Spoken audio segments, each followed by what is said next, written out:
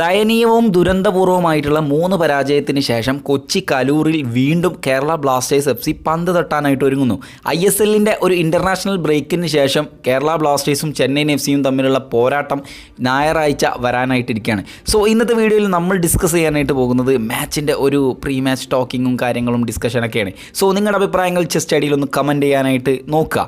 അതെ, 3 പരാജയമാണ് കേരള ബ്ലാസ്റ്റേഴ്സ് കഴിഞ്ഞ കുറച്ച് മത്സരമായിട്ട് നേടിക്കൊണ്ടിരിക്കുന്നത്. ചെന്നൈയിൻ FC എന്ന് പറയുന്ന ടീം വളരെ നല്ല രീതിയിൽ ഉയർന്നു വന്നുകൊണ്ടിരിക്കുന്നു, അതായത് തിരിച്ചുവരവ് നടത്തിക്കൊണ്ടിരിക്കുന്നു. എന്നാൽ കേരള ബ്ലാസ്റ്റേഴ്സ് വളരെ നല്ല രീതിയിൽ പരാജയപ്പെട്ട് പുറകോട്ട് പോയിക്കൊണ്ടിരിക്കുന്നു. ഇതിനിടയിൽ ഒരുപാട് ചർച്ചകൾ വന്നിട്ടുണ്ട്, നമ്മുടെ കോച്ചിനെ മാറ്റണം എന്നൊക്കെ പറയേണ്ടത്. സോ അതിനെ പറ്റിയിട്ട് നമ്മളും കുറച്ച് വീഡിയോസൊക്കെ ചെയ്തിരുന്നു. തുടർച്ചയായിട്ട് അതിൻ്റെ അപ്ഡേഷനും കാര്യങ്ങളൊക്കെ നമുക്ക് ചെയ്തുകൊണ്ടിരിക്കാം. സുഖമായിട്ട് വിജയിക്കാൻ പറ്റിയ മത്സരങ്ങൾ പോലും കൈവിട്ട് കളയുന്നു, മൂഞ്ചി പോകുന്ന ദൃശ്യങ്ങളാണ് നമ്മൾ കണ്ടിട്ടുള്ളത്. തീർച്ചയായിട്ടും ഈ മത്സരത്തെക്കുറിച്ച് സംസാരിക്കുമ്പോൾ നമ്മുടെ ആ ഒരു ഫോർമേഷൻ ചേഞ്ച് എന്തായാലും ഉണ്ടാകും. കാരണം ഈ ഒരു വലിയ ഗ്യാപ്പിന് ശേഷം വലിയ മാറ്റങ്ങളും തന്ത്രങ്ങളും മിഖായിൽ സ്റ്റെഹ്റ എന്ന് പറയുന്ന നമ്മുടെ കോച്ചിൻ്റെ അടുത്ത് നിന്നും പ്രതീക്ഷിക്കാനായിട്ട് സാധ്യതയുണ്ട്. എല്ലാ മത്സരങ്ങളിലും സ്റ്റെഹ്റ പരീക്ഷണങ്ങൾ നടത്താൻ മിടുക്കനാണ്, നമുക്കെല്ലാവർക്കും അറിയാം. എന്തായിരിക്കും അദ്ദേഹത്തിൻ്റെ ഈ ഒരു മത്സരത്തിലെ തന്ത്രം എന്നുള്ളത് കാത്തിരിക്കുന്നു കാണണം. ഇനി നമുക്ക് ചെന്നൈയിൻ FCയുടെ ഭാഗത്തേക്ക് വരാം. ഓവൻ കോയിൽ എന്ന് പറയുന്ന ആ ഒരു കോച്ചിൻ്റെ തിരിച്ചുവരവാണ്. ചെന്നൈയിൻ FCയുടെ വിദേശ താരങ്ങൾ എല്ലാവരും നല്ല കിഡിലം പെർഫോമൻസ് കാഴ്ചവെച്ചുകൊണ്ടിരിക്കുന്ന താരങ്ങളാണ്.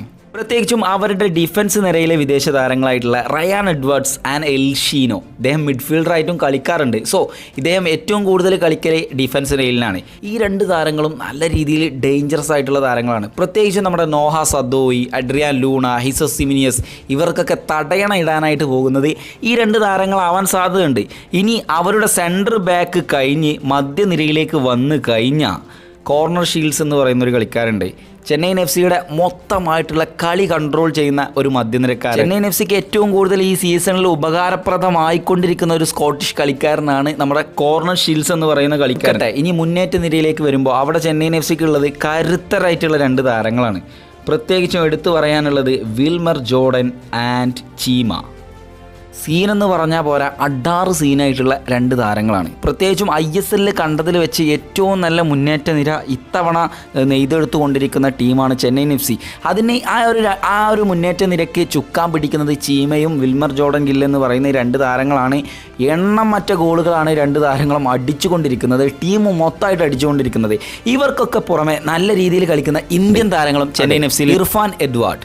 ഈ ഒരു താരത്തെ പറ്റി പറയുമ്പോൾ ക്ലാസിക് ഫിനിഷിംഗ് ആണ് ചെയ്തുകൊണ്ടിരിക്കുന്നത്. പ്രത്യേകിച്ചും ചെന്നൈയിൻ FC ഒരിക്കലും കൈവിട്ട് കൊടുക്കാൻ പറ്റാത്തൊരു താരം കൂടെയാണ്, ഒരു ഇന്ത്യൻ താരം കൂടെയാണ് ഇർഫാൻ എഡ്വാർഡ് എന്ന് പറയുന്ന താരം. ചെറിയ ചെറിയ ചാൻസുകളിൽ നിന്നും വലിയ വലിയ നേട്ടങ്ങളാണ് ചെന്നൈയിൻ FCയുടെ മുന്നേറ്റ നിര കൊണ്ടുവന്നുകൊണ്ടിരിക്കുന്നത്. ക്ലാസിക് ഫിനിഷുകൾ വളരെ മനോഹരമായിട്ട് വലയിലെത്തുക്കുന്ന ദൃശ്യങ്ങളൊക്കെ നമ്മൾ കണ്ടു. ഡിഫൻസിന് നല്ല രീതിയിൽ തലവേദന സൃഷ്ടിക്കുമെന്നുള്ളത് ഉറപ്പായിട്ടുള്ള കാര്യമാണ്. വിജയത്തിൽ കുറഞ്ഞതൊന്നും അവർ പ്രതീക്ഷിക്കൂല എന്നുള്ളതാണ്. ഓവൻ കോയലിനെ സംബന്ധിച്ചിടത്തോളം അദ്ദേഹത്തിൻ്റെ സിസ്റ്റം ഇതെല്ലാം ത്രില്ലിംഗ് ആണ്. പ്രത്യേകിച്ചും 4-4-2 എന്ന് പറയുന്ന ആ ഒരു ഫോർമേഷൻ വെച്ചാണ് കളിപ്പിക്കുക. പക്ഷേ അതൊരു ഓസം ഫുട്ബോളാണ്, നമുക്ക് കാണുമ്പോൾ തന്നെ ഒരു ത്രില്ലിംഗ് ആയിട്ട് തോന്നാറുണ്ട്.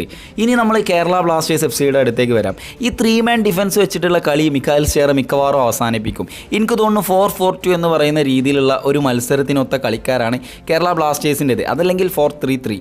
ഈ 4-4-2 പറയാനായിട്ടുള്ള കാരണം പണ്ട് ഒരു ഫ്രണ്ട്ലി മാച്ചിൽ മുഹമ്മദൻ സസിയായിട്ട് നമ്മൾ കളിച്ചിട്ടുണ്ടായിരുന്നു ഈ സീസണിന് മുമ്പ്. അത് നല്ല രീതിയിൽ ആ ഒരു മാച്ച് പൂർത്തിയാക്കാനായിട്ട് സാധിച്ചു എന്നുള്ളതാണ്. പക്ഷേ ഒരു 4-3-3 എന്ന് പറയുന്ന ഫോർമേഷൻ ആകുമ്പോൾ അവിടെ നമ്മുടെ നോഹ സദോയ്ക്ക് വിങ്ങിലൂടെ അറ്റാക്കിങ് ചെയ്യാനുള്ള ഓപ്ഷൻ ഉണ്ട്. അതുകൊണ്ട് 4-3-3 യൂസ് ചെയ്യാനാണ് സാധ്യത കൂടുതൽ. ഒരു ദുരന്തം അവസ്ഥയിലൂടെ കടന്നു പോയിക്കൊണ്ടിരിക്കുന്ന കേരള ബ്ലാസ്റ്റേഴ്സ് എങ്ങനെ വന്നാലും മരിച്ചിട്ടായാലും ശരി കളി വിജയിച്ചേ മതിയാകൂ. ബ്ലാസ്റ്റേഴ്സിൻ്റെ ഏറ്റവും വലിയ തലവേദന എന്ന് പറയുന്നത് നേരത്തെ സൂചിപ്പിച്ച അവരുടെ വിദേശ താരങ്ങളാണ്, അതായത് മുന്നേറ്റ നിരയായിട്ടുള്ള വിദേശ താരങ്ങളാണ് എന്ന് വേണം പറയാൻ. ഈ ഒരു സമയത്ത് മിലോസ് റിൻസിച്ചിനെ പോലെയുള്ള ഡിഫൻസ് ലൈനിൽ നമ്മൾ ഇട്ട് കഴിഞ്ഞാൽ മിലോസിനൊക്കെ സംബന്ധിച്ചിടത്തോളം അപ്പോൾ കയറി കഴിഞ്ഞ് അങ്ങോട്ട് ഇറങ്ങാൻ കുറച്ച് പാടാണ്. അപ്പോൾ അദ്ദേഹത്തെ പോലെയുള്ള ഡിഫൻസ് താരങ്ങൾ വരുമ്പോൾ തിരിച്ചടികളുടെ ഒരു കൂട്ടം കേരള ബ്ലാസ്റ്റേഴ്സിന് കിട്ടാനായിട്ട് ഇടയുണ്ട്. നമ്മുടെ ഭാഗത്തേക്ക് നോക്കുമ്പോൾ അഡ്രിയാൻ ലൂണയുടെ ഒരു ഫോം ഔട്ട് ഏറ്റവും നല്ല തിരിച്ചടിയാണ് കേരള ബ്ലാസ്റ്റേഴ്സിന്, വലിയ തിരിച്ചടിയാണ്. ആ ഒരു ഫോം ഔട്ട് ഇല്ലയെന്നുണ്ടെങ്കിൽ ബ്ലാസ്റ്റേഴ്സ് നല്ല രീതിയിൽ മുന്നോട്ട് കുതിക്കും എന്നുള്ളത് നമുക്കും അറിയാം. അദ്ദേഹത്തിൻ്റെ ആ ഒരു പഴയ രീതിയിലുള്ള കളിശൈലിയൊന്നും ഇതുവരെ നമുക്ക് കിട്ടിയിട്ടില്ല. പക്ഷേ നോഹ സദോയ് അതുപോലെ തന്നെ സച്ചിൻ ഇവരൊക്കെ ഫസ്റ്റ് നല്ല ഫിറ്റോട് കൂടി തന്നെ തിരിച്ചു വന്നിട്ടുണ്ട് ഫസ്റ്റ് 11-ൽ. സോ നമുക്ക് എന്തായാലും എൻ്റെ ഒരു പ്രഡിക്ഷൻ സ്ക്വാഡിലേക്കൊന്ന് പോവാം. ഞാൻ ഇവിടെ ഗോൾ കീപ്പറായിട്ട് കൊടുത്തിട്ടുള്ളത് സച്ചിൻ സുരേഷിനെയാണ്, മറ്റൊരു ഓപ്ഷൻ നമുക്ക് തിരഞ്ഞെടുക്കാനില്ല.